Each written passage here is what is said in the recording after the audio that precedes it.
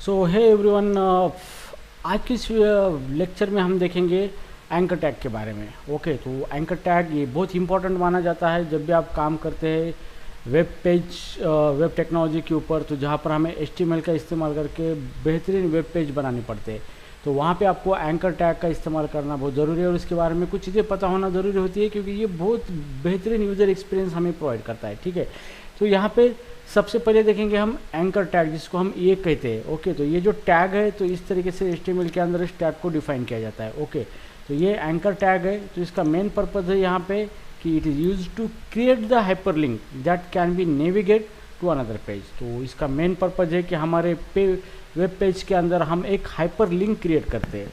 Hyperlink का मतलब ये होता है कि हमारे HTML डॉक्यूमेंट के अंदर हम एक लिंक क्रिएट करते हैं जो कि दूसरे रिसोर्स या फाइल या अदर जो भी रिसोर्सेस है फाइल्स है उसके ऊपर हम नेविगेट करते हैं उसको लोड करने के लिए। ओके, तो यहाँ पे इस टैग का इस्तेमाल होता है और ये जो एंकर टैग है यहाँ पे जो लिंक बनाते हैं हम, ये जो लिंक है ये इसके अंदर जो भी हम URL देते हैं उस URL पे URL के ऊपर का जो भी पेज है वो लोड करता है, जो भी फाइल है उसको लोड करता है ब्राउज़र के अंदर, या फिर किसी अनदर लोकेशन को क्या करता है, अनदर लोकेशन को जाके उसके ऊपर जो भी रिसोर्स है वो आपके पेज के अंदर उसको लोड कर देता है। ठीक है, तो यहाँ पे ए टैग का इस्तेमाल करके हम अलग अलग रिसोर्स को एक्सेस कर सकते हैं हमारे करंट वेब पेज के अंदर। ओके, तो ये होती है इसकी पावर और यही बहुत इम्पॉर्टेंट चीज़ होती है क्योंकि हमारा जो एप्लीकेशन होता है ये एप्लीकेशन सारा एप्लीकेशन जो एक ही पेज के अंदर नहीं होता है, तो अलग अलग पेज होते हैं, अलग अलग कंपोनेंट होते हैं, सारे कंपोनेंट की फंक्शनलिटी हमें अलग अलग इवेंट पे ऊपर उसको हम एक्सेस करते हैं। तो उस तरह वहाँ पे आपको लिंक्स प्रोवाइड किए जाती है, जैसे हम वेब पेज के ऊपर लिंक्स अवेलेबल कर देते हैं ताकि हम जब चाहे तब उस लिंक के ऊपर क्लिक करके उस रिसोर्स को एक्सेस कर सकते हैं हमारे करंट वेब पेज के अंदर। ओके, तो इसके लिए ये एंकर टैग का इस्तेमाल किया जाता है। ओके, तो अभी हम देखेंगे इसके बारे में, अभी इसका बेसिक सिंटैक्स देखेंगे हम यहाँ पे, बेसिक सिंटैक्स। ठीक है, तो बेसिक सिंटैक्स में हमें कुछ नहीं करना है, हमें सिर्फ यहाँ पे ये एंकर टैग यहाँ पे देना है इस तरीके से, और यहाँ पे आपका जो भी नेम देना है यहाँ पे। ओके, तो यहाँ पर आप क्रिएट करेंगे हाइपरलिंक, यहाँ पे आप हाइपरलिंक। ओके, तो यहाँ पे हाइपरलिंक या फिर इसको हम टेक्स्ट लिंक भी कह सकते हैं। ओके, और यहाँ पे हमें इस टैग को क्लोज करना है। ठीक है, तो यहाँ पे ये जो टैग है ये एंकर टैग, तो इसके अंदर जो भी हमने टेक्स्ट लिखा है इसको एज अ लिंक क्रिएट करेगा। हम जब भी इसको क्लिक करेंगे तो हमें यहाँ पे href नाम से एक इसका एट्रीब्यूट है। ओके, तो इसी को कहा जाता है हाइपर टेक्स्ट रेफरेंस, इसी को कहा जाता है हाइपर टेक्स्ट रेफरेंस। तो हमें यहाँ पे URL देना है, यहाँ पे जिस किसी रिसोर्स को लोड करना है अगर हम इस लिंक टेक्स्ट के ऊपर क्लिक करते तो। ठीक है, तो ये है इसका मेन पर्पज़। तो अभी इसका हम बेसिक सिंटैक्स देखेंगे और फिर इसके बारे में अलग अलग चीज़ें हैं जो कि हमें लाइव एप्लीकेशन बनाते वक्त यूज़ होती है और इंटरव्यू में भी आपको इसके बारे में पूछा जाता है। ओके, तो चलो अभी हम प्रैक्टिकली देखेंगे ये किस तरीके से। तो सबसे पहले हम यहाँ पे एक फ़ोल्डर बनाएंगे, मैंने ऑलरेडी फ़ोल्डर बनाया है सॉफ्टवेयर टेस्टिंग नाम से, जो कि सॉफ्टवेयर टेस्टिंग का कोर्स चल रहा है हमारे यहाँ पे। तो इसके अंदर हम HTML पढ़ाते हैं, तो यहाँ पे हमने ये ओपन किया है फ़ोल्डर। तो इस फोल्डर के अंदर मैं एक फ़ाइल बनाऊंगा, यहाँ पे इसको नाम दूंगा anchor.html। ठीक है, तो यहाँ पे मैंने एक फ़ाइल बनाई है जिसको नाम दिया है anchor.html। तो आपको क्या करना है, सिर्फ HTML टाइप करना है और यहाँ पे चूज़ करना है HTML5। तो ये VS कोड बहुत ही स्मार्ट है, आपको सारी चीज़ें रेडीमेड करके देगा, तो इसने बाय डिफ़ॉल्ट टेम्पलेट बना के दिया है। तो इसके अंदर जो कुछ लिखा है, क्या मीनिंग है, इसका ऑलरेडी वीडियो है, वो आप देख सकते हैं इस प्लेलिस्ट के अंदर। ओके, सो राइट नाउ अभी यहाँ पे मुझे एक लिंक बनानी है। ओके, जैसे मैं यहाँ पे लिखता हूँ कि गो टू google.com। ओके, यहाँ पे google.com। ठीक है, तो जैसे भी मैं इसको रन करूँगा, रन करने के लिए यहाँ पे राइट बटन क्लिक करके ओपन इन डिफ़ॉल्ट ब्राउज़र, तो यहाँ पे ये आ चुका है ओपन इन, मैं इसको थोड़ा जूम करूँगा, ओपन इन गूगल। तो अभी यहाँ पे ये जो है यहाँ पे कुछ हुआ नहीं है, सिर्फ टेक्स्ट यहाँ पे डिस्प्ले हो चुका है, यहाँ पे कोई लिंक वगैरह क्रिएट नहीं हुए, कुछ नहीं।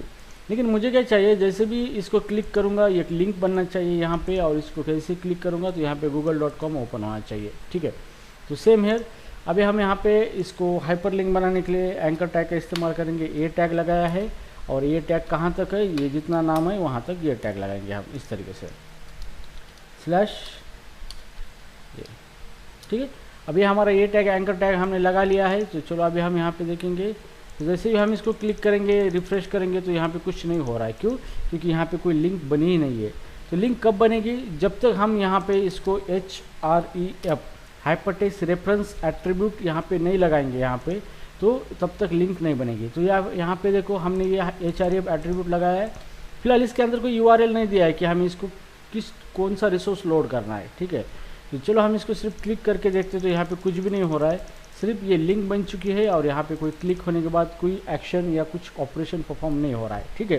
तो अभी हमें क्या करना है, इसके ऊपर google.com को रिडायरेक्ट करना है।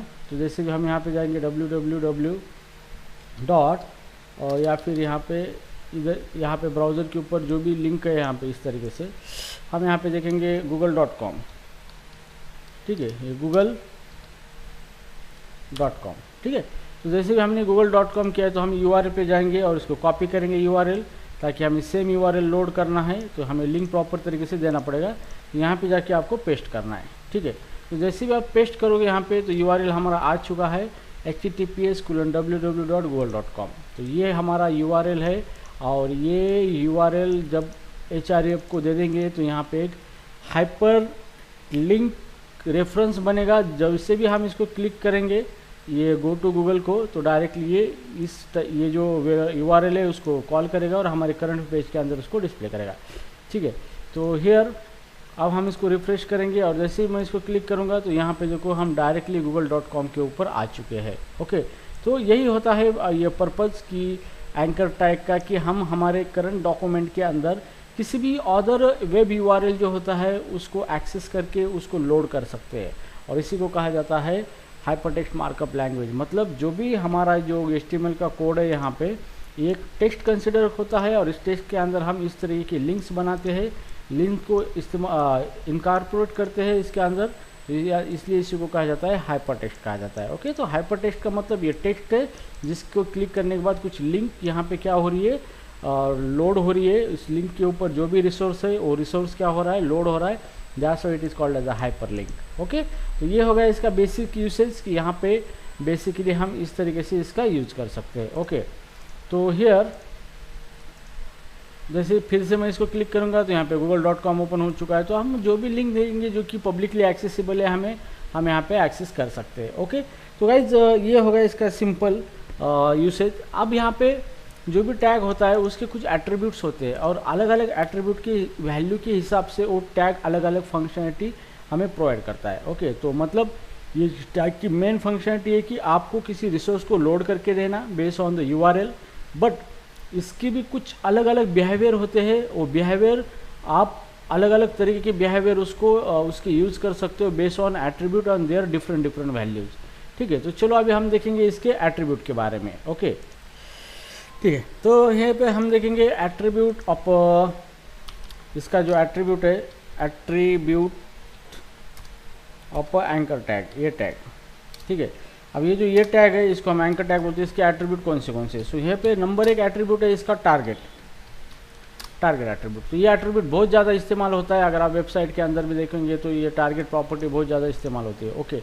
अब टारगेट का मीनिंग यहाँ पे होता है कि ये स्पेसिफाई करता है कि आपको जो भी डॉक्यूमेंट है वो कहाँ पे ओपन करना है, ओके। तो जो भी डॉक्यूमेंट आपने लिंक दिया है तो वो लिंक के ऊपर जो भी ये डॉक्यूमेंट या फिर जो भी रिसोर्स है वो कहाँ पे ओपन करना है, किस लोकेशन के ओपन करना है, ये सारी चीज़ें आप टारगेट एट्रीब्यूट से स्पेसिफाई कर सकते हो, ठीक है।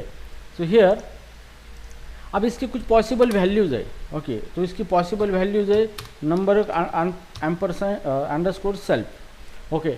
अब सेल का मीनिंग क्या है, अगर हम टारगेट को सेल्फ असाइन करें तो इसका मतलब क्या होता है कि जो भी लिंक हम यहाँ पे कॉल कर रहे हैं, इस लिंक को जैसे भी लिंक कॉल करेंगे तो ये जो URL दिया है इसके ऊपर जो भी वेबसाइट है हमारी, अभी जो भी डॉक्यूमेंट है वो करंट टैब के अंदर ही ओपन होगा। तो बाय डिफ़ॉल्ट ये सेल्फ ही होता है, एट्रीब्यूट सेट होता है बाय डिफ़ॉल्ट। जैसे मैं इसको रिफ्रेश करूँगा तो ये मेरा करंट टैब है यहाँ पे जहाँ पर मेरा ये वेबसाइट लोड हो रहा है। और जैसे ही मैं इसको क्लिक करूँगा तो ये इसी टैब के अंदर उस रिसोर्स को लोड करेगा, ठीक है। तो इसी को कहा जाता है सेल्फ ओके, टारगेट सेल्फ मतलब हम डॉक्यूमेंट को इस लिंक के ऊपर जो भी डॉक्यूमेंट है उसको सेम टैब के अंदर लोड कर रहे हैं हम यहाँ पे। ओके, जिस टैब के अंदर हमारा करंट वेब पेज लोड हो रहा है। ओके, तो ये जो एट्रीब्यूट होता है इसी को हम टारगेट सेल बोलते हैं। तो जैसे मैं यहाँ पे टारगेट अगर लिखता हूँ तो देखो इसकी पॉसिबल 4 वैल्यूज आती है, जैसे ब्लैंक है, पैरेंट है, सेल्फ है, टॉप है। तो सबसे पहले हम इसको सेल्फ ले लेंगे और कंट्रोल एस करेंगे तो ये सेम तरीके से बिहेव करेगा, क्योंकि बाय डिफ़ॉल्ट ये सेल्फ ही होता है। तो सेल्फ विंडो के अंदर यहाँ पे क्या हो रहा है, टैब और विंडो के अंदर ये हमारा रिसोर्स लोड हो रहा है जो जिसकी लिंक के ऊपर हमने कॉल किया था। ठीक है, सो राइट नाउ अभी हम देखेंगे इसका दूसरा वैल्यू। ठीक है, तो अभी हम इसका नेक्स्ट है इसकी वैल्यू। तो यहाँ पे हम देखेंगे इस तरीके से, ये था नंबर 2 ब्लैंक अंडरस्कोर ब्लैंक के बारे में। ठीक है, अभी जब भी हम ये टारगेट इक्वल टू ब्लैंक देते हैं तो इसका मतलब ये होता है कि जो भी यहाँ पे ये जो URL है, यहाँ पे ये डॉक्यूमेंट हमारा google.com ओपन हो रहा है तो ये हम किसी दूसरे टैब के अंदर या फिर किसी विंडो के अंदर दूसरे इसको ओपन कर सकते हैं।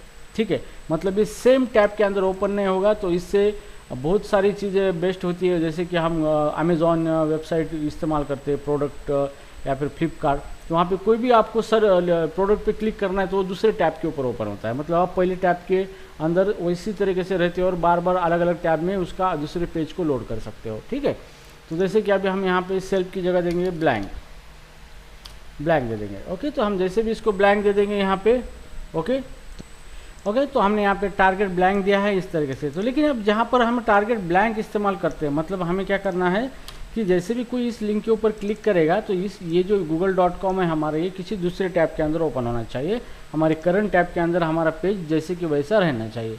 लेकिन यहाँ पे एक एरर आया है, ये बोलता है कि link relation attribute should include no opener. तो यहाँ पे एक चीज़ ध्यान में रखना है, यहाँ पे आपको रिलेशनशिप एट्रीब्यूट देना है। यहाँ पे रिलेशन, ये रिलेशन एट्रीब्यूट का मतलब ये होता है कि आपका करंट डॉक्यूमेंट का और इस लिंक जो आपने दिया है, जो भी लोड करना चाहते हैं, उसका रिलेशन एक्चुअली क्या है। तो रिलेशन ये अलग अलग तरीके से सेट किया जाता है, जैसे नो फॉलो होता है, उसके बाद नो ओपनर होता है यहाँ पे।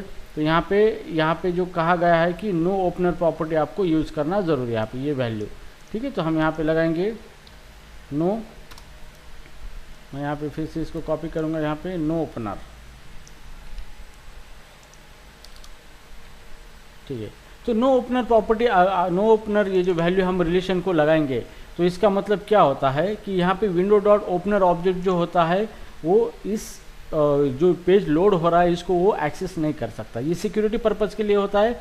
यहाँ पे आपको हाई सिक्योरिटी मेंटेन करनी होती है। तो आपको जो भी नए टैब के अंदर आप कुछ ओपन कर रहे हो, आपका जो भी डॉक्यूमेंट है, ओके, और आपको नो ओपनर यहाँ पे लगाते हो तो इसका मतलब ये होता है कि नो ओपनर लगाने के बाद जो भी आपका न्यू पेज लोड हो रहा है एक नए टैब के अंदर, उसको कोई विंडोज़ का करंट का आपका ऑब्जेक्ट उसको एक्सेस नहीं करता। ये सिक्योरिटी पर्पज़ है।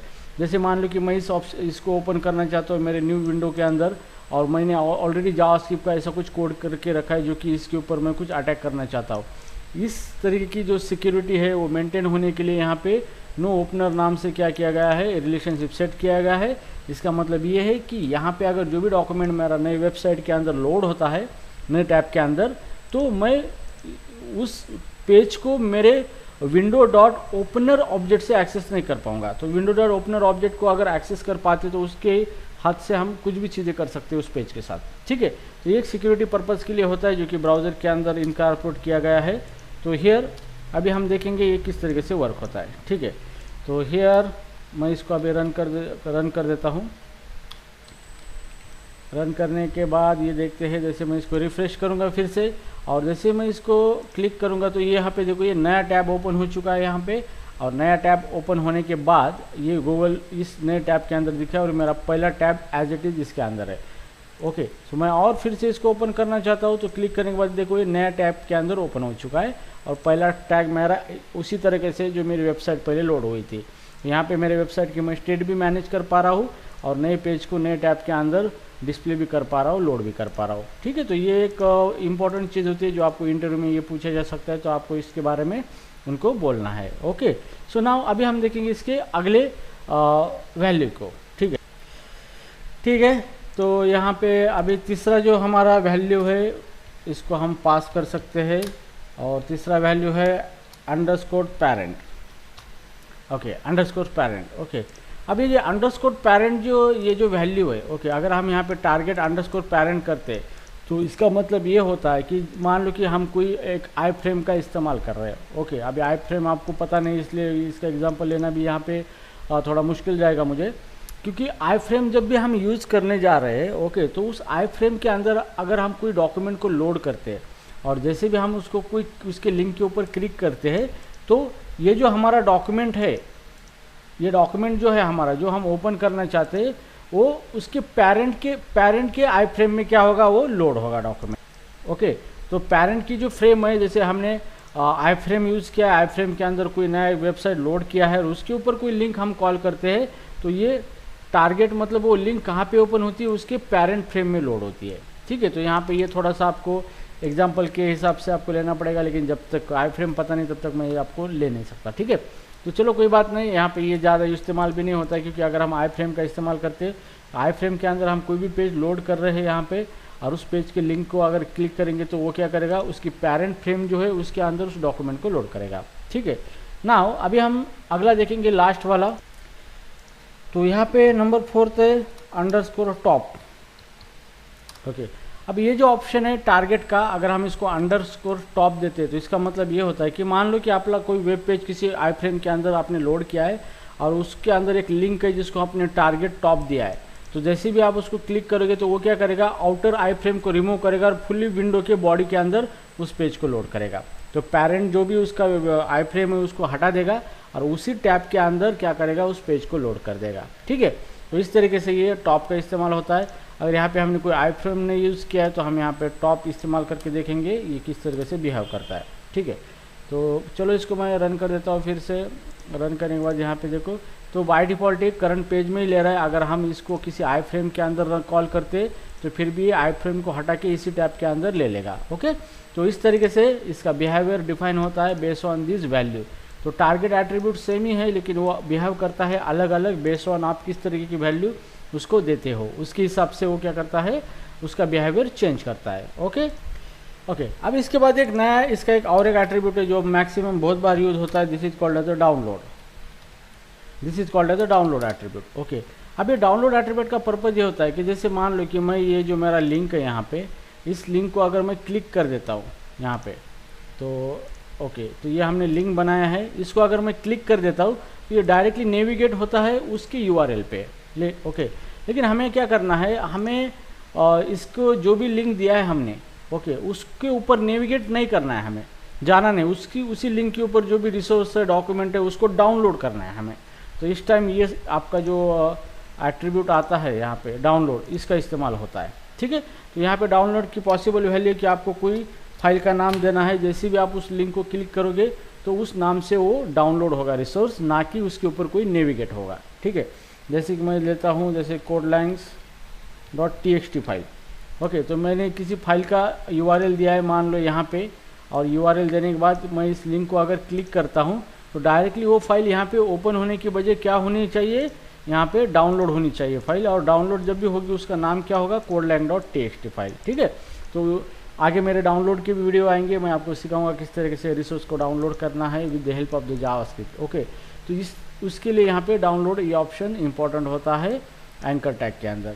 ओके, ठीक है, तो अभी यहाँ पे हम download.txt इसको अगर लगाएंगे तो ये अभी वर्क नहीं करेगा। ओके, क्यों नहीं वर्क करेगा, क्योंकि डाउनलोड डायरेक्ट लगाने से ये डाउनलोड नहीं होगा, क्योंकि हमें इसका यूआरएल जो होना चाहिए, ये जो यूआरएल जो होना चाहिए हमें ऑब्जेक्ट यूआरएल के फॉर्म में देना चाहिए। ठीक है, तो ये डाउनलोड करने के लिए मैकेनिज्म थोड़ा अलग है।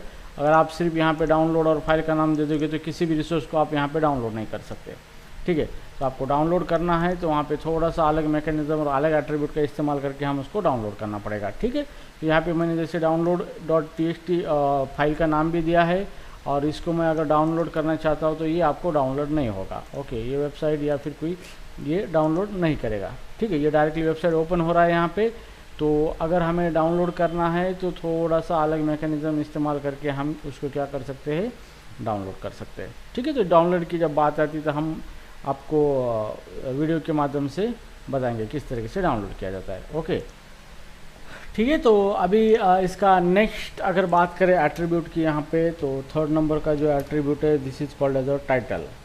ओके, अब यहाँ पे टाइटल एक एट्रीब्यूट है जो कि हमारे लिंक टैग जो है, इस लिंक टैग जिसको हम एंकर टैग कहते हैं, तो एंकर टैग को एक टाइटल एट्रीब्यूट भी होता है जिसको हमें कोई टाइटल देना है। जैसे मैं देता हूँ कि यहाँ पे वेलकम इन गूगल, तो यहाँ पे ये मैंने टाइटल दिया है। तो जैसे भी आप आपके लिंक के ऊपर माउस को ले जाओगे तो यहाँ पे ये टाइटल आपको डिस्प्ले होगा कि ये लिंक किसके रिगार्डिंग है। ठीक है, तो हियर जैसे भी मैं अभी इसको रिफ़्रेश करूँगा पेज को, तो अभी यहाँ पे जैसे मैं यहाँ पे माउस लेके जाऊँगा तो यहाँ पे देखो वेलकम नाम आया है। ठीक है, वेलकम आया, तो जैसे मैं इसको रिफ़्रेश करूँगा इस पेज को, तो यहाँ पे वेलकम नाम आया है हमारा। तो मैं इसको थोड़ा सा, यहाँ पे हमने टाइटल, सॉरी यहाँ पे टाइटल लिखा ही नहीं है।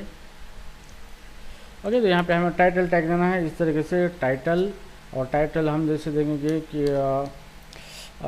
Welcome in Google. ठीक है, मैंने ये टाइटल दिया है यहाँ पे जो मेरा एंकर टैग है।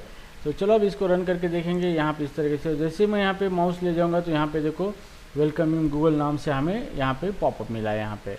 तो ये इस तरह के लिंक के ऊपर अगर हम किसी माउस को एच ओवर करते हैं तो यहाँ पे उसके रिगार्डिंग जो भी हमें टाइटल डिस्क्रिप्शन देना है टाइटल के फॉर्म में, तो हम यहाँ पे दे सकते हैं ताकि यूज़र को पता चले कि मैं इस लिंक के ऊपर क्लिक करने जा रहा हूँ, लेकिन इसका मेन पर्पज़ क्या है। तो हम यहाँ लिंक का पर्पज़ दे सकते हैं, यहाँ पे जो भी पर्पज़ है यहाँ पे वो हम पर्पज़ दे सकते हैं। ओके, तो जैसे मैं यहाँ पे दूंगा go to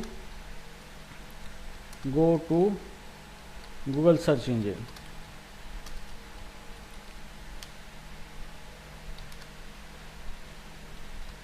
go to Google search engine, यहाँ पे आए नहीं है इंजन को, ये ओके। तो गो सर्च इंजन, तो यहाँ पे जैसे भी यूज़र आके इसके ऊपर माउस ले जाएगा तो यहाँ पे उसको मिलेगा go to Google search engine, तो उसको पता चलेगा कि यार इसको क्लिक करने के बाद मैं सर्च इंजन के ऊपर रिडायरेक्ट हो रहा हूँ। ओके, तो ये जो पर्पज़ है इसके लिए यहाँ पे टाइटल एट्रीब्यूट का इस्तेमाल किया जाता है। ओके, सो अभी हम इसका नेक्स्ट देखेंगे इसका। ठीक है, तो नेक्स्ट में यहाँ पे यूनिवर्सल एट्रीब्यूट है, मतलब सबके लिए सेम होते हैं यहाँ पे आईडी। ठीक है, तो आईडी हम इसको देना है, तो आईडी देते वक्त यहाँ पे हम इसको देना है यूनिक आइडेंटिफिकेशन। मतलब एक हमारे HTML पेज के अंदर बहुत सारे टैग होते हैं, हर एक टैग को हमें कोई यूनिक आइडेंटिटी देना है, तो यहाँ पे हम आईडी मेंशन कर सकते हैं। ओके, जैसे आईडी इसका मान लो कि गूगल सर्च, इस नाम से मैंने आईडी दिया है, तो ये जो हमारा एलिमेंट है HTML का, इसको यूनिकली आइडेंटिफाई किया जाएगा गूगल सर्च नाम से। ओके, तो ये आईडी एट्रीब्यूट है, इसका इस्तेमाल होता है इसको यूनिकली आइडेंटिफाई करने के लिए थ्रू दिस योर पेज। तो मैं इसको गूगल सर्च नाम से भी आईडी दे सकता हूँ यहाँ पे। ठीक है, इस तरीके से। तो यहाँ पे आईडी का कोई रिफ्लेक्शन नहीं होगा जैसे हम इसको रन करेंगे तो, लेकिन हम इंटरनली इसको, इस एलिमेंट को एक्सेस करना है तो हम यूनिकली इसको आइडेंटिफाई कर सकते हैं, एक्सेस कर सकते हैं, चाहे इसके अंदर कितने भी एंकर टैग अवेलेबल क्यों ना हो। ओके, सो नाउ अभी हम इसके बाद देखेंगे क्लास एट्रीब्यूट। ये भी एक यूनिवर्सल एट्रीब्यूट है, तो ऐसे बहुत सारे एट्रीब्यूट है, लेकिन जो इंपॉर्टेंट है वही मैं आपको दिखा रहा हूँ यहाँ पे, क्लास एट्रीब्यूट। ओके, अभी क्लास एट्रीब्यूट है, यहाँ पे आपको देना है CSS क्लास। ओके, अगर आपको CSS का इस्तेमाल करके कुछ HTML का जो एंकर टैग है उसको कुछ फॉर्मेटिंग करना है, उसका अपीयरेंस चेंज करना है, थोड़ा बहुत लुक देना है, तो जो भी CSS अप्लाई करना है तो आपको क्लास यहाँ पे मेंशन करना है, ताकि उस क्लास का इस्तेमाल करके इस एलिमेंट के ऊपर वो CSS हम अप्लाई कर सकते हैं। ठीक है, तो ये क्लास यूनिवर्सल एट्रीब्यूट है जो कि सारे HTML एलिमेंट को ये अवेलेबल है CSS के क्लास यहाँ पे अप्लाई करने के लिए। ठीक है, सो अभी और एक इसके अंदर बहुत सारी इंपॉर्टेंट चीज़ है यहाँ पे, फ्रैगमेंट। ओके, यहाँ पे ओके, तो फ्रैगमेंट के अंदर यहाँ पे हम इसका इस्तेमाल करते हैं, जैसे कि हमें सेम पेज के अंदर किसी स्पेसिफिक HTML एलिमेंट के ऊपर हमें क्या करना है, नेविगेट करना है। ठीक है, तो जैसे कि मेरा सेम HTML पेज है, उसी के अंदर मुझे एक स्पेसिफिक डिवीजन के अंदर मुझे जाना है, तो मैं यहाँ पे क्या कर सकता हूँ, एक फ्रैगमेंट का इस्तेमाल कर सकता हूँ मेरे एंकर टैग के अंदर। ओके, तो यहाँ पे हम देखेंगे फ्रैगमेंट एंकर, इसको फ्रैगमेंट एंकर हम बोल सकते हैं।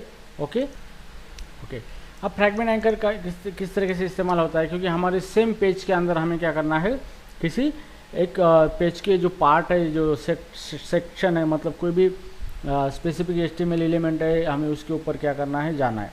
ओके, तो हम यहाँ पे फ्रैगमेंट एंकर का इस्तेमाल कर सकते हैं। Okay, so right now here, जैसे मान लो कि अभी मैं यहाँ पे इसको स्टॉप कमेंट आउट कर देता हूँ इसको, ठीक है। अब कमेंट आउट करने के बाद यहाँ पे हम एक लेंगे, एक HTML की लिंक बनाएंगे, जैसे ये टैग है, ओके। और HARF मतलब हाइपर टेक्स्ट रेफरेंस के अंदर हम किसी अदर URL को नहीं देंगे, इसी के अंदर हम एक डिवीजन एलिमेंट बनाएंगे यहाँ पे इस तरीके से, ओके। और हमें क्या करना है, इस डिवीजन के एलिमेंट के अंदर कुछ टेक्स्ट लिखेंगे हम इस तरीके से, वेलकम, ठीक है। ये हमने टेक्स्ट लिखा है यहाँ पे। तो यहाँ पे अभी हम क्या करना है, हमें डिवीजन को नेम देना है, यहाँ पे नेम, या फिर इसको एक स्पेसिफिक ID देना है हमें इस तरीके से, ठीक है। अब हम यहाँ पे इसको नेम और एक ID देंगे इसको, ठीक है। अब ID देने के बाद जैसे मेरा नाम है तो यहाँ पे फ्रैगमेंट मैंने नाम दिया है, ओके। तो मैं यहाँ पे मुझे क्या करना है, जैसे भी यहाँ पे मैं लिंक क्रिएट करूँगा, गो टू वेलकम सेक्शन, ठीक है। तो गो टू वेलकम सेक्शन, जैसे ही मैं इस लिंक के ऊपर क्लिक करूँगा तो ये इस डिवीजन के ऊपर जाना चाहिए, ठीक है। तो यहाँ पे फिर इसका ID जो है फ्रैगमेंट, हमको इसी का इस्तेमाल करना है एज ए URL, और यहाँ पे हैश देके इस तरीके से हमें क्या करना है, ये फ्रैगमेंट देना है, ठीक है। तो अगर बात आती है ID की तो आपको हैश देना है, या फिर आपको नेम है तो आपको डायरेक्टली उसका नेम देना है, ठीक है। अभी यहाँ पे क्या होता है, ये दोनों भी क्या है, अभी एक सेम विजिबल पेज के अंदर है, ठीक है। तो मैं इसको अभी रन कर देता हूँ। जैसे भी रन करूँगा तो जैसे मैं सेक्शन यहाँ पे क्लिक किया तो ये यहाँ पे जा रहा है, तो यहाँ पे देखो URL आ चुका है एंकर HTML हैश फ्रैगमेंट। तो मतलब इसी पेज के अंदर, यहाँ पे ये जो हमारा पेज है, इसी पेज के अंदर जैसे ही हम लिंक को क्लिक करेंगे तो ये वेलकम के पास जा रहा है, ठीक है। तो इसका मतलब अभी क्या है कि ये वेलकम ऑलरेडी यहाँ पर विजिबल है, इसलिए हमें दिख नहीं रहा है। अगर ये कोई नीचे चला जाता है तो ये ऑटोमेटिकली क्या करेगा, उसको नीचे चला जाएगा, ठीक है। तो जैसे कि मैं यहाँ पे आपको एक एग्जांपल करके बताता हूँ। तो स्टाइल टैग का इस्तेमाल करके मैं स्टाइल बनूँगा, जैसे कि मेरा ये डिवीज़न है, इसको सेलेक्ट करूँगा, एलिमेंट सेलेक्टर का इस्तेमाल करके डिवीज़न, ओके। तो यहाँ पे बॉटम, या फिर इसकी हाइट दे दूँगा मैं, हाइट दे दूँगा 500 पिक्सल, और इसकी विड्थ देना है मुझे 300 पिक्सल, ठीक है। और हम इसको बॉर्डर दे देंगे, यहाँ पे 2 पिक्सल सॉलिड रेड, ठीक है। तो ये मैंने दे दिया। तो जैसे मैं इसको रन करूँगा यहाँ पे, तो ये देखो हमारा ये एलिमेंट आ चुका है यहाँ पे, ठीक है। तो देखो जैसे भी मैं अभी ये जो स्क्रोल बार आ चुका है, मतलब ये हमारे पेज के बाहर ओवरफ्लो हो गया है। जैसे भी मैं इस वेलकम को क्लिक करूँगा तो ये देखो ये इस डिवीज़न के अंदर डिवीज़न के पास आ चुका है, ठीक है। मतलब आपको अगर आपकी सेम HTML पेज के अंदर किसी स्पेसिफिक पार्ट या फिर कोई आपका स्पेसिफिक फ्रैगमेंट है, मतलब कोई भी सेक्शन है, उसको आपको क्या करना है, विंडो के उसके ऊपर रिडायरेक्ट होना है, ताकि उसको उसके ऊपर जंप करना है आपको किसी लिंक को क्लिक करने के बाद। तो यहाँ पे जैसे कि मैंने देखो लोड किया है पेज, तो इस तरीके से आया है। जैसे मैं सेक्शन को क्लिक करेंगे ये डायरेक्टली सेक्शन के पास आ चुका है, ठीक है। लेकिन ये सारे सेम पेज के अंदर है। तो नॉर्मली आपने बहुत सारे देखे हैं, बहुत सारे सिंगल पेज टेम्पलेट आपने देखे होते हैं, जहाँ पे होम, एड्रेस, सारी चीज़ें एक ही पेज में होती है। तो आप जिसको क्लिक करेंगे वो पेज, वो सेक्शन आपको डिस्प्ले होता है। तो इस तरीके की चीज़ें आप ये एंकर टैग का इस्तेमाल कर सकते हो, मतलब सेम फ्रैगमेंट के अंदर, मतलब सेम पेज के अंदर किसी स्पेसिफिक फ्रैगमेंट के अंदर आपको रिडायरेक्ट होना है। तो आप यहाँ पे क्या कर सकते हो, इस तरीके से ये जो एलिमेंट है HTML का, मतलब ये एंकर टैग है, इसकी HRF में आप किसी टैग का फ्रैगमेंट का, मतलब जो भी टैग के ऊपर आपको जाना है उसका या तो ID, अगर ID है तो आपको हैश देना है, अगर ID की जगह आप नेम भी यूज कर सकते हो। तो नेम देना है तो HRF में उसका रेफरेंस सिर्फ नेम देना है आपको, यहाँ पे नेम, ठीक है। तो अभी चलो इसको रन करके देखते हैं इस तरीके से। और जैसे क्लिक करूँगा तो यहाँ पे ये इस नॉट वर्किंग ऑन नेम, क्योंकि ये नॉट सपोर्टेड है नेम के लिए। तो आपको यहाँ पे ID ही यूज करना पड़ेगा, क्योंकि एक नेम के बहुत सारे हो सकते हैं, इसलिए this is not supported, okay. तो हियर इस तरीके से आपको ID देना है एलिमेंट को, और उसी ID के ऊपर ये जंप करेगा, ओके। तो गाइज ये था HTML के एंकर के रिगार्डिंग कुछ एट्रीब्यूट थे और उसकी पॉसिबल वैल्यू थी, ठीक है। तो अभी हम थोड़े लिंक टाइप के बारे में देखेंगे कि लिंक के कितने अलग अलग टाइप्स होते हैं, ओके। तो हियर ओके, तो अभी थोड़ा सा लिंक के बारे में हम देखेंगे। तो लिंक के बारे में सबसे एक होता है जिसको हम बोलते हैं एब्सोल्यूट लिंक,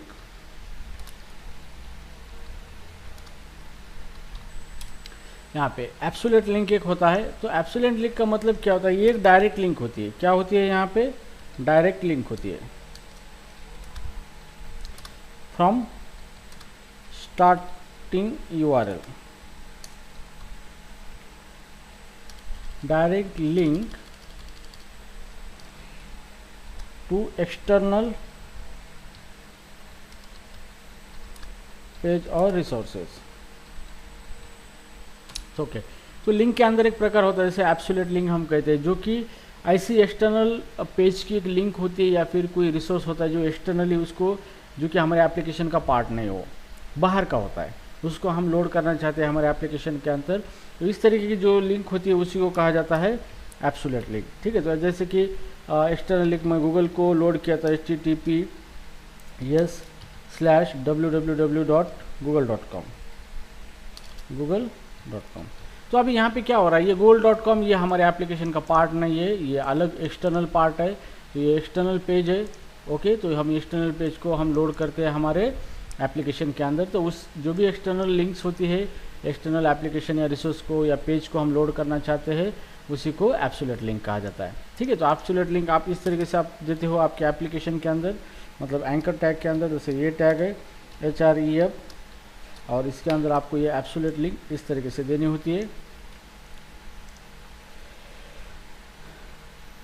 ओके, और इस तरीके से, और हम इसको देते हैं लिंक, और ये टैग को क्लोज कर देंगे /a।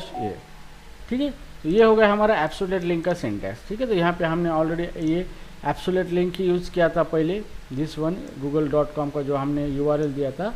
ठीक है, हम किसी बाहर के डॉक्यूमेंट को लोड कर रहे हैं हमारे वेब पेज के अंदर। ओके, सो राइट नाउ उसके बाद जो लिंक आती है वो आती है रिलेटिव डॉक्यूमेंट। ओके,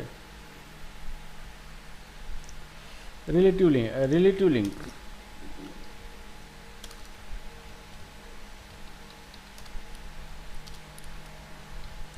ओके, अब रिलेटिव लिंक का मतलब क्या होता है कि रिलेटिव लिंक मतलब कि आप अपने ही एप्लीकेशन के अंदर आपका जो करंट पेज है, उस पेज के जो आपका करंट पेज है, उस पेज का जो लोकेशन है, उसी से रिलेटिव आप किसी दूसरे पेज को लोड करना चाहते हो। इसका मतलब सेम प्रोजेक्ट में आपका जो करंट पेज है उसके लोकेशन के हिसाब से दूसरा पेज कोई तो भी लोड कर रहे हो आप करंट प्रोजेक्ट में, तो इसी को कहा जाता है रिलेटिव लिंक कहा जाता है। ओके, तो it is a link relative to current page location. ठीक है, तो जो भी आपका करंटली पेज है HTML का, उसके रिलेटिवली जो भी लोकेशन है, तो उसको अगर आपको लोड करना है लिंक के थ्रू, तो आप रिलेटिव लिंक बना सकते हो। जैसे कि मान लो ये मेरा पेज है, यहाँ पे ये एंकर पेज है मेरा। ठीक है, तो यहाँ पे ये मेरा सेम फोल्डर के अंदर है, तो इसी से रिलेटिव पेज है मेरा होम है, और यहाँ पे अबाउट है, मतलब एक ही प्रोजेक्ट के अंदर है। तो हम रिलेटिव लिंक मतलब सेम जो हमारा प्रोजेक्ट है, सेम एप्लीकेशन, उसी के अंदर ही हम किसी दूसरे पेज को क्या करने वाले हैं, लोड करने वाले हैं। तो उसी का URL जो होता है उसी को रिलेटिव लिंक कहा जाता है। अब जैसे मान लो कि मुझे रिडायरेक्ट होना है इसी पेज के अंदर होम पेज पे ऊपर। ठीक है, ये होम पेज है, तो ये होम पेज के ऊपर जाना है। तो ये क्या हो गया, मेरा जो पेज है ये एंकर, इससे रिलेटिव लोकेशन है ये सेम, इसका सिबलिंग है। तो जैसे कि मैं एंकर टैग में रिलेटिव लिंक क्रिएट करता हूँ, यहाँ पे एंकर टैग, और यहाँ पे रिलेटिव लिंक। ठीक है, अब यहाँ पे मैं बनाऊंगा, और यहाँ पे HREF, यहाँ पे हाइपरटेक्स्ट रेफरेंस कहा जाता है HREF को। और आपको रिलेटिव लिंक जो लगानी है तो // मतलब करंट डायरेक्टरी को रेफर करना है। करंट डायरेक्टरी के रिलेटिव आपको कौन सा पेज है, यहाँ पे होम पेज, तो ये होम पेज को आपको सेलेक्ट करना है। तो जो भी रिलेटिव लिंक होती है वो आपके करंट डायरेक्टरी के हिसाब से उसका लोकेशन तय होता है। मतलब वो सेम एप्लीकेशन का जो रिसोर्स या पेज आप लोड करना चाहते हो, तो रिलेटिव लिंक की जब बात आती है तो समझ में लाना है कि वो जो रिसोर्स आप लोड करना चाहते हो या भी जो भी पेज है वो आपके करंट प्रोजेक्ट के पेज है। ठीक है, तो चलो मैं इसको अभी रन कर देता हूँ। जैसे कि यहाँ पे हम इसको रिफ़्रेश करेंगे, और ये जो है ये रिलेटिव लिंक, मैं इसको क्लिक करूँगा तो ये देखो मेरे करंट पेज के अंदर रिलेटिवली दूसरे पेज के अंदर, होम पेज के अंदर ये आ चुका है। ठीक है, तो this is called as a relative link. Okay,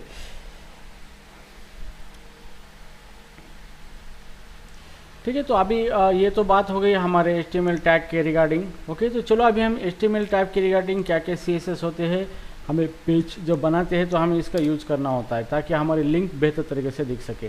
तो CSS की कौन सी CSS हमें यूज़ करना है स्पेसिफिक टू द हमारे एंकर टैग के लिए, ठीक है। तो यहाँ पे चलो सबसे पहले मैं यहाँ पे एक एंकर टैग लेता हूँ, ए टैग है, और HR के अंदर जैसे हमने http://www.google.com, ठीक है, और यहाँ पे गूगल नाम हमने दिया है, ओके, गो टू गूगल, ठीक है, गो टू गूगल हमने यहाँ पे नाम दिया है। तो चलो मैं इसको रन करके देखता हूँ यहाँ पे। तो ये गूगल आ चुका है। जैसे मैं इसको क्लिक करूँगा तो यहाँ पे ये this site can not be reach, तो यहाँ पे मुझे देखना है HTTP यस है ये, तो यहाँ पे हमने इसको अच्छी तरीके से अभी लिखा है, ओके। रिफ्रेश करके देखना है मुझे, ये फ्रैगमेंट पेज इसको हटा देना है अभी, ओके। और जैसे मैं इसको क्लिक करूँगा तो यहाँ पे ये, ठीक है, तो ये हमारा गूगल का पेज है। जैसे यहाँ पे हमने देखो ये पाथ दिया है गूगल का, ठीक है। तो गूगल इस लिंक को जब क्लिक करेंगे तो ये जो URL है वो रन होगा और यहाँ पे हमारा गूगल जो है वेबसाइट वो लोड होगा। जैसे मैं इसको क्लिक करूँगा तो ये लोड हो रहा है, ठीक है। तो अभी सबसे पहले देखो ये लिंक दिखने में कोई अच्छी नहीं दिख रही है, यहाँ पे इसके ऊपर अंडरलाइन आ चुके हैं, तो हमें अंडरलाइन नहीं चाहिए, ठीक है। तो यहाँ पे हम थोड़ा CSS का इस्तेमाल करेंगे। एंकर टैग को सेलेक्ट करना है और आपको देना है text decoration, text decoration none करना है। तो जैसे भी आप टेक्स्ट डेकोरेशन नन करोगे ये लिंक के ऊपर जो भी ये दिख रहे हैं अंडरस्कोर वगैरह ये चले जाएंगे यहाँ पे। तो देखो अंडरस्कोर आपका चला गया यहाँ पे।